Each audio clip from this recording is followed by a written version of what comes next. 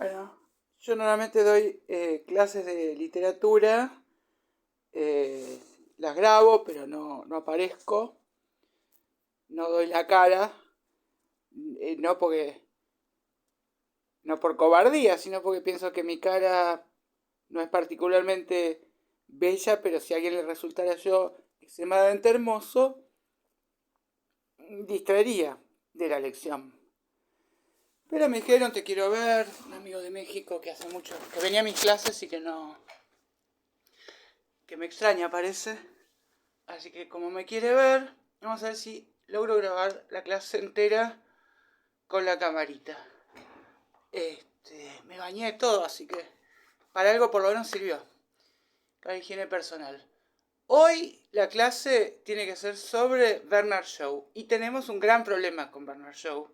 Que sería, ahora el periodismo dice, es una Aleph. Tal cosa es una Aleph. Como si con eso no destruyeron un poco toda la idea de la unidad que tiene la Aleph. Que todo el universo está comprendiendo una cosa. Bueno, como hay muchos Alephs, ya vuelve la dispersión, la multiplicidad, la variedad y la insuficiencia, ¿no? Pero tenemos que tener mucho cuidado porque George Bernard Shaw es un autor increíblemente prolífico. Por supuesto, siempre se puede hacer la cuentita como hacen los biógrafos de Casanova, que contaron con cuántas mujeres se acostó y dicen, bueno, normal, es lo que más o menos en promedio, si vemos el informe Kingsley, por supuesto los gángsters están con más mujeres, tienen más tiempo libre, qué sé yo qué, no son tantas, qué sé yo. Pero bueno, no importa la realidad, digamos, fáctica. Importa el subtitulado. Importa que nosotros, el efecto final que tenemos en nuestra percepción es que escribió una barbaridad que era increíblemente, digamos, promiscua en su verborragia. Que de hecho, en muchas de las obras de teatro son increíblemente extensas, no pasaron de muchas representaciones. Los prólogos son los prólogos más extensos de la historia de la literatura, ¿no? El Quijote empieza diciendo Dios te libre de prólogos largos, pero Bernard Shaw aprovechaba de escribir un prólogo que era como todo un ensayo, todo un tratado, o sea, no respetaba la extensión usual del género, pero sus prólogos son maravillosos. Vamos a ver un ejemplito, a ver, de uno de los prólogos. Realmente ha tenido como distintas variantes, ¿no? Bueno, vamos, antes de empezar a leer un poquito el estilo para que ustedes oigan la voz de él, me parece que lo más importante de Bernard Shaw no son las ideas que ha transmitido, y en eso ha coincidido el público y la posteridad, porque ha perdurado como un ingenioso, sus epigramas se recuerdan, y sus ideas no tanto. Cosa que contrasta paradójicamente con uno de sus prólogos donde él habla en una de sus tantísimas veces de que él es superior a Shakespeare. Él hace siempre esa broma, realmente es considerado hoy en día, digamos, el segundo dramaturgo más importante en lengua inglesa después de Shakespeare, ¿no? Lo que pasa es que él empezó siendo un crítico. Empezó siendo un empleado bancario. Yo creo que hay mucho de empleado bancario después en cómo fue como escritor. Hemingway tenía esta disciplina de escribir tantas palabras por día, de conocer bien el argumento y luego, digamos, escribir sobre la punta del iceberg, pero él tenía que saber todo lo demás, anotarlo. O sea, no es para nada uno de los escritores que cultivan esta idea romántica de la musa y voy a escribir cuando me lleguen las ideas. No, es un profesional que se ponía a mecanografiar y realmente él escribe en uno de esos de los prólogos que él es superior a Shakespeare porque surgen nuevas ideas, el arte crea una nueva forma y entonces quien lo va a expresar ahora, no importa que tenga la misma técnica, que sepa más, que tenga más vuelo poético, lo que importa es que él transmite esa idea. Bueno, yo es claramente un autor que cree en el mensaje y no en el estilo, por más que estamos diciendo que ha sobrevivido su estilo. Es como decir, Marx, todo lo que hace para poder transmitir el comunismo, el materialismo dialéctico, histórico, y después perdura como espíritu, porque estilísticamente es muy incendiario lo que dice, cómo lo dice, las metáforas tan plásticas, pero es impracticable su propuesta. Y en realidad en Marx, hoy no es la clase sobre Marx, pero sí influyó muchísimo Marx al Bernard Shaw que surge a la fama. Primero es un puritano, un virgo, diríamos. O sea, vamos a empezar a hacer rápidamente una biografía. ¿Dónde lo podemos situar a él? Bueno, por lo menos lo primero que tenemos que decir es que Bernard Shaw no tiene nada que ver con Oscar Wilde. Uno creería que sí, los dos tienen frases ingeniosas, son irlandeses, tienen una pose de terrible arrogancia frente a la humildad británica, tienen muchos parecidos aparentes, ¿no? Bueno, en realidad no. Oscar Wilde cultiva el esteticismo y la, digamos, amoralidad. Bernard Shaw considera todo desde el punto de vista ético y considera que hay una pasión animal moral que puede vencer otras pasiones. Y en ese sentido es que Borges lo rescata de todas las cosas que hay para admirar de Bernard Shaw, como el que nos recupera la épica, la valentía, el coraje, el sabor de las sagas, la depurada, nos libra de sentimentalismos, pero vuelve a apelar al héroe interior. Eso lo ve Borges, por supuesto cualquiera lo puede leer, porque es muy claro en cada una de sus obras de teatro, que plantean algún tema, por ejemplo, el tema de las trabajadoras sexuales en La profesión de la señora Warren, el tema de la mujer independiente en Cándida, que está muy inspirado en Ibsen. En todas ellas hay una desencantada, una desapasionada visión profundamente como científica. A veces ve a la humanidad, así como Voltaire veía a la humanidad como un entomólogo, como desde una distancia de un sarcasmo un poco misántropo. Bernard Shaw lo ve un poco como un biólogo, se puede decir, en muchos sentidos. Habla incluso de la planificación de cuánta gente tiene que nacer. Incluso se ha considerado que una de las frases, uno de los chistes de peor gusto es, bueno, hay gente que debería ser eliminada, pero él no lo decía en chiste. Él lo decía seriamente. Una de las cosas que se le ha criticado es que ha sido eugenetista, ¿no? Él, como muchos en su época, y sin, digamos, todos los problemas que se vieron luego con, digamos, eliminemos a todos los judíos, por ejemplo. Pero bueno, hay una cuestión racial, que él jamás fue racista ni nada. Me acuerdo una vez que una chica me dijo, todos los judíos, Hitler los mató porque son avaros, ¿no?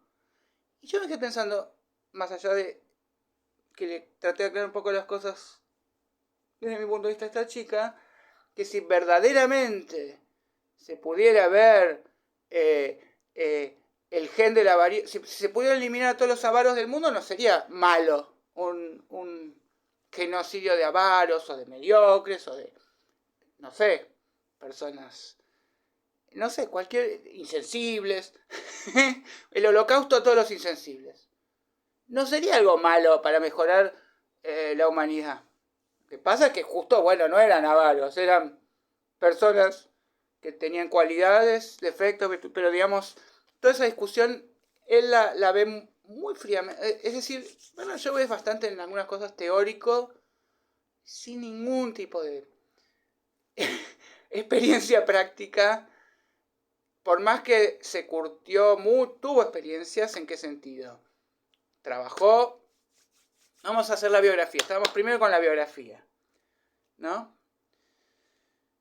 Bueno, él nace en Irlanda, y lo primero que quise decir es que no tiene nada que ver con Oscar Wilde. Nace en Irlanda. Por supuesto, va a Londres, así como Natalia Oreiro viene, cruza el charco, pero eso es porque no había posibilidades en Dublín de triunfar como él quería. También lo podríamos insertar dentro de una serie de huérfanos, ya que dentro de la constelación familiar, y si tuviéramos que analizar, sí, su infancia, las figuras paternas, las imago. Bueno, habría que ponerlo un poco como Marilyn Monroe. Él siempre soñaba con que su padre fuera, digamos, quien fue su padrastro, su padre putativo, porque su padre era un alcohólico perdido que realmente no tuvo relación con su padre. La madre se unió a un director de orquesta y músico, entonces siempre cantaban ópera en su casa, y él desde muy chico mamó eso, y eso le permitió rápidamente, luego de conseguir un pequeño puesto administrativo donde ascendió meteóricamente, mostró mucha voluntad, mucha honradez, fue cajero, poder ser crítico de arte. Entonces su vida está dedicada a visitar lo que era el Museo Británico, antecedente de la Biblioteca Británica, se la pasaba leyendo. Él no fue a la universidad. Lo más cercano que tuvo a una carrera universitaria fue cuando la Sociedad Fabiana, a partir de un amigo que conoció, que fundaron como un intento de hacer un partido político, que después se convirtió en el Partido Laborista, ¿no?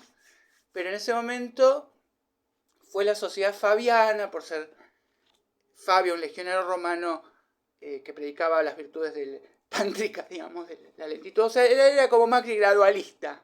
Él creía que el socialismo se podía hacer de una manera parlamentaria, democrática, que nadie se tiene que asustar de estos comunistas ni nada. En ese sentido, había leído a Marx, El Capital. Muchos creen que lo influyó también Nietzsche o Schopenhauer, pero él no los leyó. Él llegó a ese estilo incendiario hablando en barricadas, como orador. Es decir, era una persona en la personal terriblemente tímida, y yo creo que la timidez no tiene que ver con el miedo, solo una persona con miedo. Yo creo que el tímido es un megalómano, que lo que no se anima a hacer para él significa realmente una cosa galaxias, o sea, no se anima a preguntarte la hora, pero lo que significaría para el tímido poder preguntarte la hora no es preguntarte la hora. Bueno, era terriblemente tímido, y luego, a partir de la oratoria política, logró desinhibirse. Además, tenía una fuerza de voluntad poderosísima que lo hizo abrazar muchas causas y por llevarlas hasta el final, hacer deporte, ser vegetariano. Fue muy longevo. De hecho, muere a los 94 años. ¿Y de qué muere? Bueno, de que no se termina de curar su riñón, que se golpeó cuando se cayó porque estaba podando. O sea, que muere a los 94 años, pero ni siquiera de una enfermedad, sino de un accidente. Terrible, una vitalidad increíble tiene. Y eso se nota también en sus escritos. Bernard Shaw es bueno, vamos entonces por orden. ¿Qué hace? Lo primero que hace, se dedica a vivir mantenido por su madre. Eso también es un dato interesante. Él considera, él quiere ser artista. Al principio pensó ser pintor, como Hitler. Hay puntos de contacto entre Hitler y Bernard Shaw, porque también Hitler era un mediocre, un don nadie, un apocado, y de pronto, a partir de hablar en cervecerías, y sobre todo con toda la exageración que implica el discurso, la arenga política. O sea, todos los recursos de elocuencia, de la hipérbole que vemos en él, nacen de ahí. Y luego hay una grandísima fuente de su teatro que nace de que él empieza siendo crítico. Él empieza siendo crítico de música, con el seudónimo Corno di Bassetto, que sigue existiendo en la orquesta. Y era un crítico además que escribía de manera muy llana. O sea, ya antes de abrazar los ideales socialistas, él no creía en la aristocracia, en que el saber debe ser oscuro. Y él creía en la didáctica. El arte tiene que comunicar los asuntos que la gente es inteligente y puede pensar. Él está en contra del teatro pasatista y del teatro poco realista. En ese sentido fue como el padre fundador, en realidad, del teatro épico de Brecht, que se inspiró muchísimo en Juana de Arco para su Galileo. Es decir, se inspiró mucho en la idea de que se puede hablar, criticar el presente, la política contemporánea, apelando a una figura del pasado, ¿no? Bueno, estamos entonces contando un poquito cómo llegó a ser dramaturgo. Antes de ser dramaturgo era un fracaso, como artista era un desastre. O sea, escribió 5 novelas, eso nadie se acuerda, pero yo quiero acordarme, porque quiero acordarme de los fracasos, son muy alentadores. Para una persona que tenga interés en dedicarse al arte o en escribir o en algún momento triunfar, es muy alentador un caso como el de Bernard Shaw, que de muy grande triunfa majestuosamente, se convierte además en una persona, el millonario, uno de los hombres más ricos de Inglaterra. Se dice que le interesa mucho la guita. La verdad es que él, por ejemplo, Sartre rechaza el premio Nobel. Bernard Shaw recibe el premio, pero rechaza el dinero. Dice, ya con el público, con el teatro gano lo suficiente. No era una persona interesada en el dinero. Era una persona muy noble, muy heroica. Cuando, bueno, también casta, todo lo que dice la biografía de Chesterton, del puritano, del irlandés, es muy interesante. Creo que es mucho mejor leer esa biografía que la autobiografía, que justamente por ser irlandés y puritano no revela mucho de él. Y él es un autor que en su momento fue exitosísimo. Es el único autor que tiene el premio Nobel y el Oscar, porque Pygmalion, que ustedes habrán visto My Fair Lady, con Audrey Hepburn, ¿no? Protagonizándola, pero quien canta es Julie Andrews, que en ese momento todavía no era famosa como para protagonizar. Y, por supuesto, Hollywood quiere hacer el romance, siempre quiere el idilio, y le dice, no, esto es sobre fonética.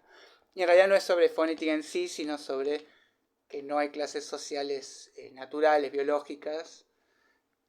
Bueno, es un autor siempre con una mente muy amplia y muy igualitario, ¿no?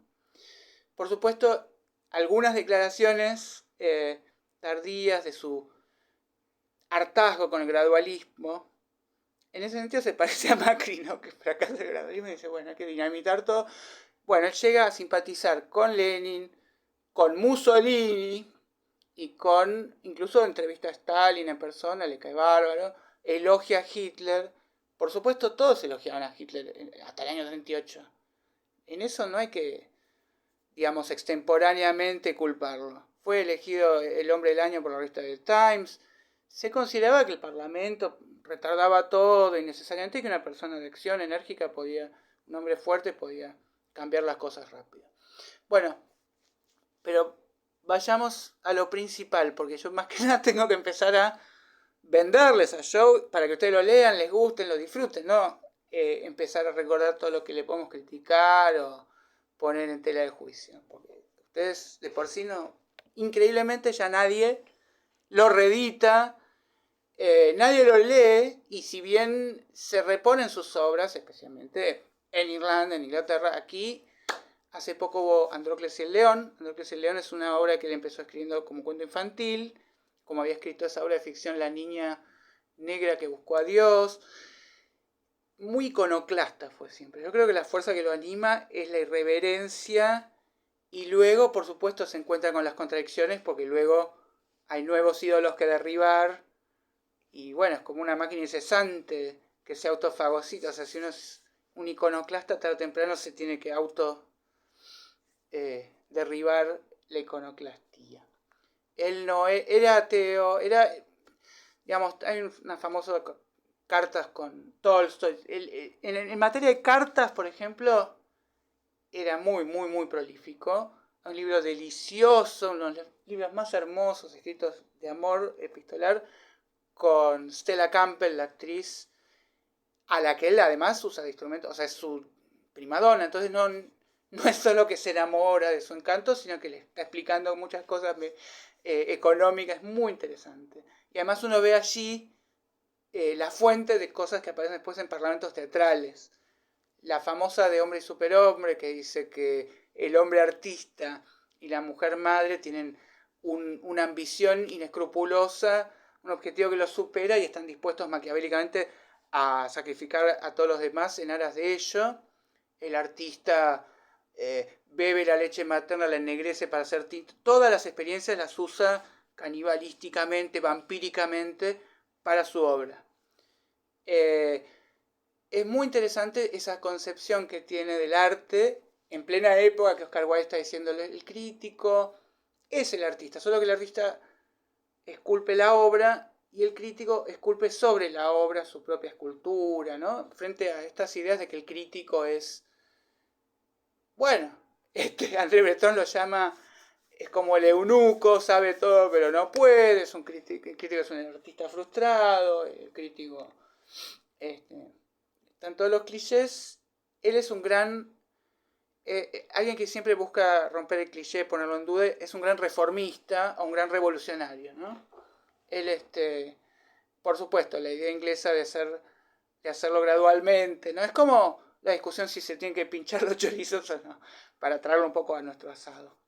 Él es un autor que tiene una gran brillantez en su elocuencia, por momentos es muy romántico y muy dulce, y por momentos es como muy guerrero, es alguien que siempre está como gritando, no le molesta, digamos, no busca ser elegante, aunque tiene una gran elegancia natural, pero él, vamos a ver algún ejemplito, ¿no? Acá, acá esto me parece actual, porque si en Inglaterra se dieron antes muchos debates, acá en 1985 se aprobó el divorcio y fueron fueron excomulgados, van a arder en el infierno Storán y todo lo que lo aprobó la iglesia se opuso, qué sé yo. En Inglaterra se debatía en la época de Chesterton y Shaw el divorcio.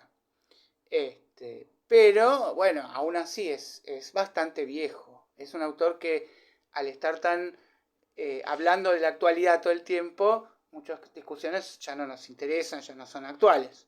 Sin embargo, lo de la actual, el poliamor, él habla, por ejemplo, la rebelión masculina contra la poligamia. La experiencia prueba que las mujeres no le hacen objeciones a la poligamia cuando es usual. Por el contrario, son sus más apasionados adeptos, la razón es obvia, el problema, tal como se le plantea en la práctica de una mujer, es saber si es mejor tener, digamos, el todo de un hombre de décimo orden o un décimo de un hombre de primer orden. Sustitúyase la palabra hombre por la palabra ganancia y se tendrá el problema tal como se le plantea económicamente a la mujer dependiente. Entonces, si bien es feminista, él tiene acá claramente una visión economicista, o sea, no es una visión sensible. Sobre todo Freud no admira yo, lo admira en muchas cosas, incluso copia lo de Volviendo a Matusalén, muchas cosas que le parecen fantásticas, pero dice es una persona equivocada por negar la importancia del erotismo en la vida. Niega que la sexualidad juega un papel importante. Y efectivamente Bernard Shaw escribe cosas en contra del culto canónico a la mujer como el ser más bello. Es feminista, pero en un sentido como de que la mujer puede hacer todo igual, siempre y cuando deje de hacer todas esas estupideces, maquillarse y hacerse bebotear. Puede escribir obra de teatro, puede hacer todo. No tiene que esclavizarnos y enamorarnos y esas idioteces. En muchos sentidos tiene una visión medio schopenhaueriana. Voy a tener que silenciar esto. Disculpen, pero esto no... Bueno, queda poco tiempo. Logramos 23 minutos ya. Bueno, rápidamente. El dilema del doctor es una obra de teatro muy interesante donde habla de... Digamos, es es teatro de ideas que se pueden enfrentar. Entonces está un artista, el médico está enamorado de la esposa del tipo que le tiene que salvar la vida. Pero bueno, Chester dice, como diríamos estupidez, el médico tiene el juramento hipocrático y tiene que salvar a todo el mundo. Está muy elocuentemente expresado. Tenemos Andrócles y el León, que es fantástico, es una obra que habla de la... Es una crítica al cristianismo. Es un poco lo que... Yo creo que Nietzsche hubiera querido escribir esa obra y en muchos sentidos Shaw es un escritor muchísimo más sistemático, elocuente, pedagógico. Vamos a pensar entonces en su parentesco con Groucho Marx, que se conocieron después, esta cosa gruñona. que nace de haber sido crítico, ¿no? Vamos a ver, rápidamente, ¿qué tenemos que decir? Hay que leerlo, pero es un autor que busca ser provocativo. Él terminó un poco triste. ¿En qué sentido? Siempre desafiante, siempre estoico, pero él hubiera querido que sus ideas tuvieran más predicamento y no sus chistes. Él era muy, muy bueno como bufón, pero dice, yo puse azúcar, puse chistes como se pone azúcar para que